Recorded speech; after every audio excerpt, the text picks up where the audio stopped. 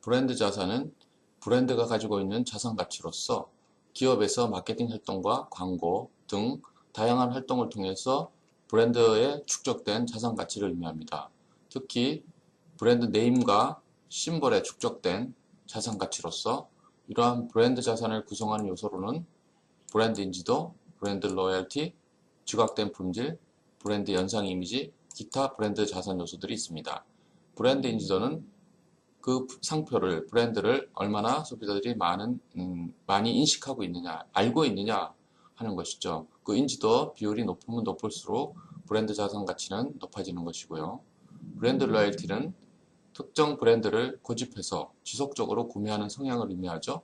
그래서 강력한 브랜드 로열티를 갖고 있으면 경쟁 제품의 브랜드나 새로운 브랜드에 대한 시장 점유율 참식을 방어할 수 있겠고 자사의 매출이나 고객을 지속적으로 유지할 수 있는 그런 능력을 파워를 갖게 되는 것이고요.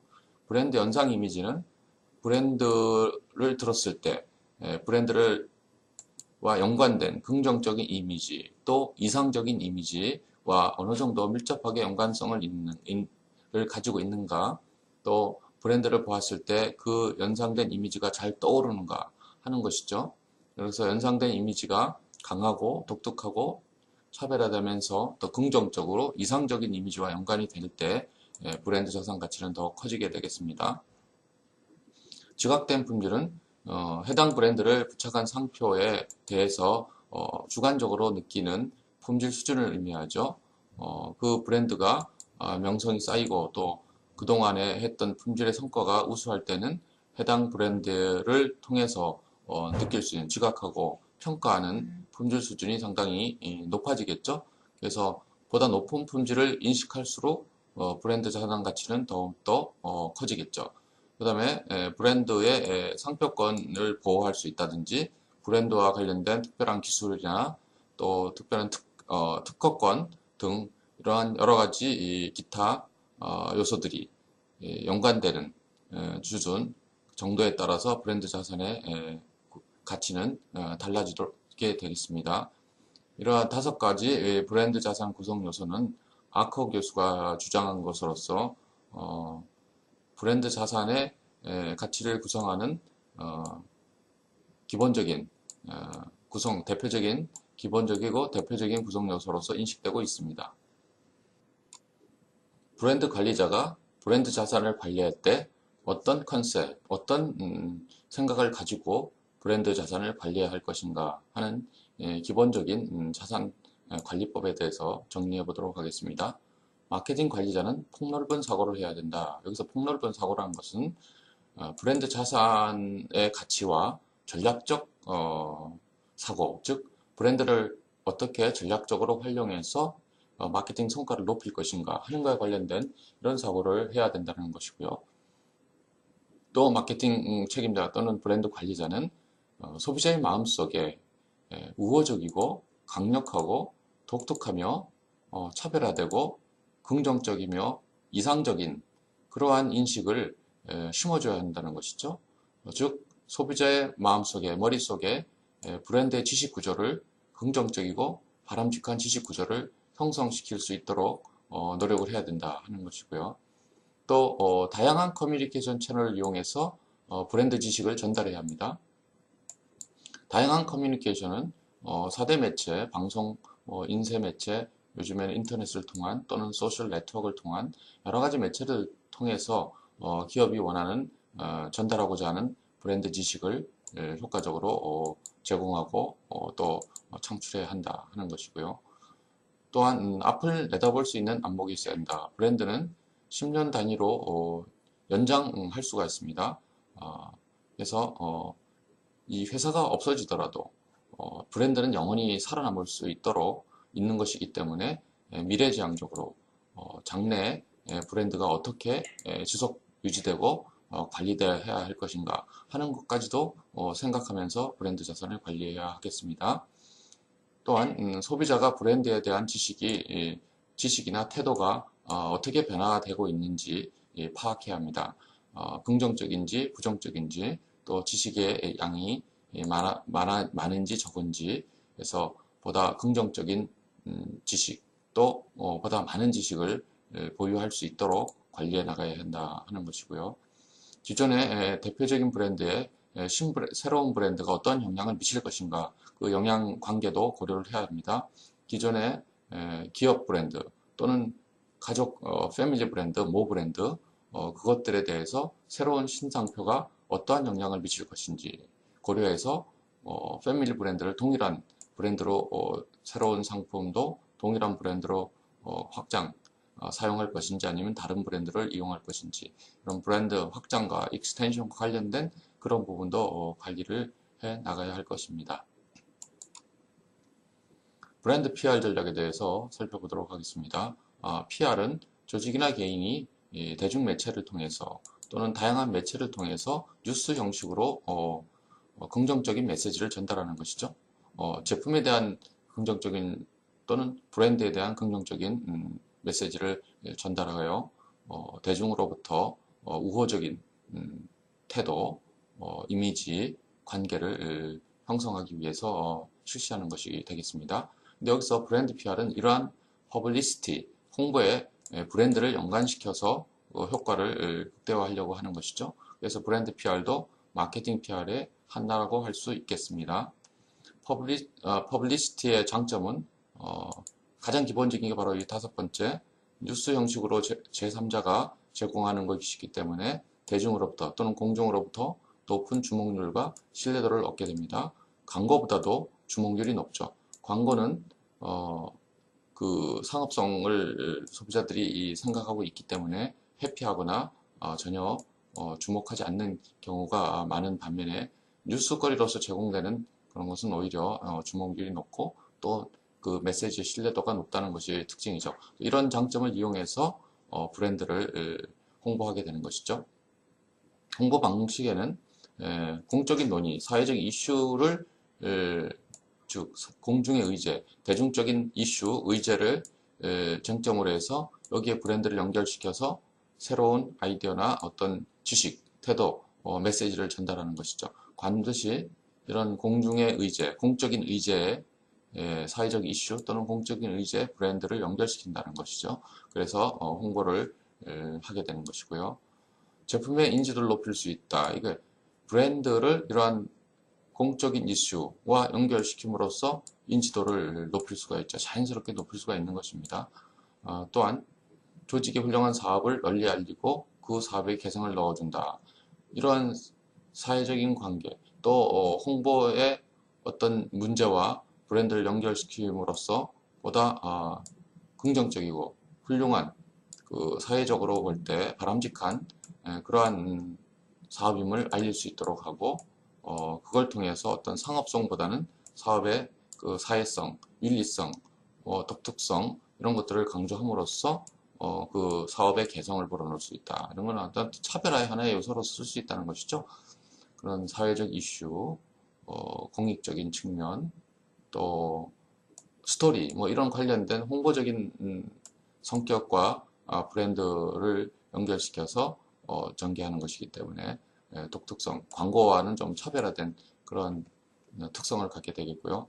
또 이런 브랜드 PR은 광고에 비해서 공중들이 보고, 읽고, 듣고, 또 해석하는 과정, 즉 이런 정보 프로세스, 정보 처리 프로세스를 보다 더 깊이 있게 할 수 있다는 것이 장점이 있죠.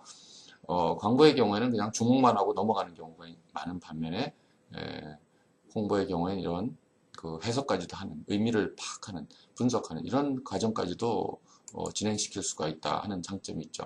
그래서 광고보다는 훨씬 더 깊이 있고 의미 있고 또 신뢰도를 높일 수 있는 그런 메시지 전달이 될 수 있다는 장점이 있습니다. 1, 2, 3 접근 방식에 대해서 정리해 보도록 하겠습니다. 1, 2는 기존에 이미 있는 사실, 있는 특성이고요.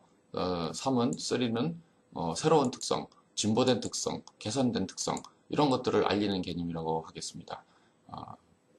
예를 들어 보겠습니다. 아스피린 1899년, 타이러는 1955년, 에드빌은 1984년에 개발됐죠. 그래서 이 에드빌이 기술적으로 또 여러 가지 측면에서 개선된, 진보된 것임을 강조할 수 있는데 이런 과거의 1세대, 2세대, 3세대 이런 개념으로 해서 이 3세대의 개념을 알리는 것이죠.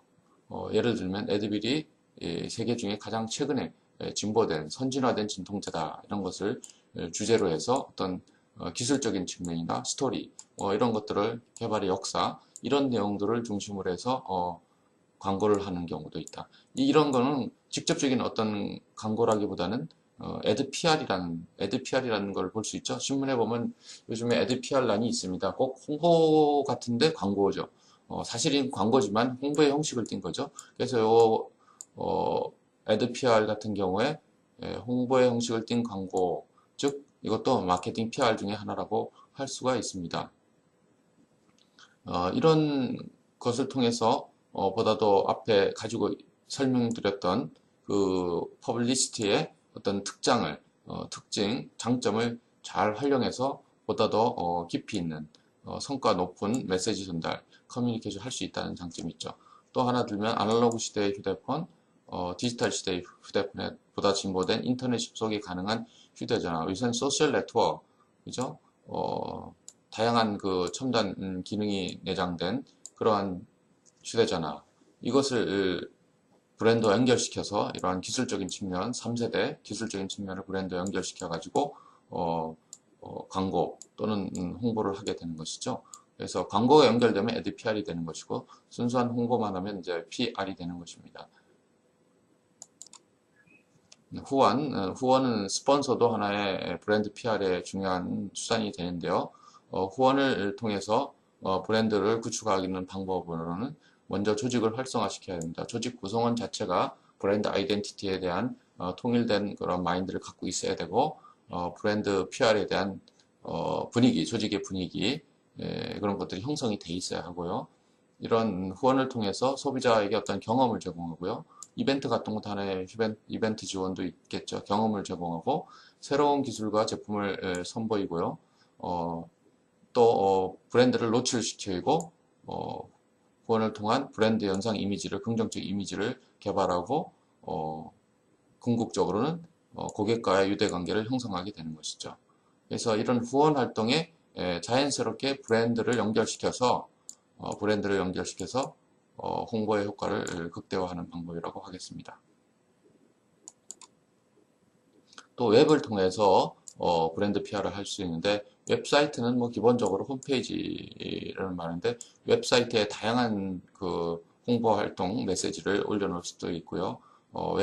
웹이 하나의 그 종합적인 광고, 홍보가 결합된 그러한 도구가 될 수가 있겠죠. 그래서 홈페이지 구축하는 것이 굉장히 중요하고 홈페이지 구성을 어떻게 할 것인가 하는 것이 브랜드 구축하는 데 중요한 역할을 하게 됩니다. 오늘날 인터넷을 이용한 메시지의 커뮤니케이션 비율이 점점 높아지기 때문에요. 또 이메일을 통한 것이 있고요. 또 웹 홍보, 여기서 웹 홍보는 그 커뮤니티라든지 토론방이라든지 대화라든지 최근에는 그 소셜 네트워크를 통한 뭐 이런 것들이 있는데 이런 것들이 바로 서로 소비자와 그 기업 간의 인터넷을 통한 커뮤니케이션, 인터넷 홍보라고 쉽게 생각하면 되겠습니다. 그 다음에 광고 후원인데요. 배너 광고라든지 또 제3 그런 단체, 공익단체라든지 자선단체 이런 배너를 연결시켜서 그 배너를 클릭했을 때 그런 기관과 연결되게 함으로써 브랜드 이미지를 좋게 하는 것이죠. 그 브랜드와 후원, 그런 그 사회적 공익 이런 데 후원과 연결시키는 그런 내용들을 인터넷 배너 광고나 배너에 연결을 시켜서 브랜드의 그 가치 이미지를 고양하는 그런 방법이 되겠습니다. 인트라넷은 사내 구성원들이 브랜드 아이덴티티를 공유하고 또 브랜드 PR의 마인드를 구성하고 또 전체적인 구성원들이 어떠한 그 메시지를 공유하고 외부에 전달할 것인가 하는 것을 서로 공유하는, 즉 이러한 공유가 돼야 외부에 전달하는 메시지도 일관된 메시지를 전달할 수 있겠죠. 그리고 고객용 엑스트라넷은 인트라넷의 일부를 고객에게 개방해서 서로 고객과 소통하게 되는 또 고객의 정보나 서비스나 각종 여러 가지 지원을 할 수 있는 그런 시스템을 통해서 브랜드 PR을 하게 되는 것입니다. 다시 한번 정리해보면 웹사이트는 가장 강력한 브랜드 대표적인 브랜드 구축 도구가 되고요. 웹을 통해서 브랜드 연상 이미지가 창조되기도 합니다. 광고 구현 컨텐츠는 배너 광고 또는 제3자선단체라든지 이런 거와 연결시켜서 그 사람들이 특정 웹사이트로 클릭해서 들어갈 수 있도록 함으로써 브랜드와 긍정적인 연관관계 이미지를 구축하는 이런 방법이라고 하겠습니다. 인트라넷은 브랜드 아이덴티티를 내부적으로 공유할 수 있도록 내부 구성원들이 공유하는 부분이 되겠고, 고객용 엑스트라넷은 고객에게 인트라넷의 일부를 개방해서 서로 커뮤니케이션하고 관련 자료나 서비스를 제공할 수 있고 공유할 수 있는 이런 시스템을 말하고요. 웹 홍보는 인터넷을 통한 대화방이나 또 여러 가지 커뮤니티 그리고 소셜 네트워크 이런 것들을 통해 가지고 인터넷 웹 홍보라고 할 수가 있겠습니다. 이메일은 개인화된 개별적으로 메시지 커뮤니케이션 전달하고 커뮤니케이션을 할 수 있는 수단 이메일을 통해서 브랜드 PR을 전개하는 경우를 들 수가 있겠습니다.